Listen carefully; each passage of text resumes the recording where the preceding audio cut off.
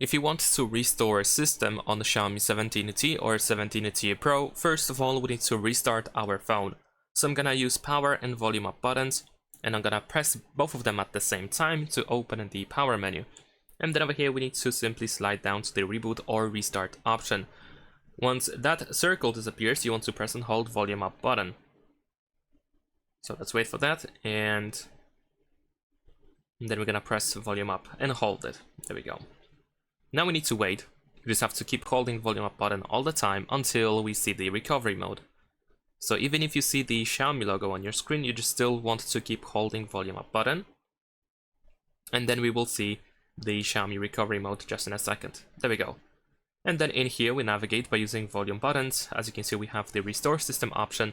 So then you can just confirm by using the power button over here and follow the rest of the instructions if they appear on the screen.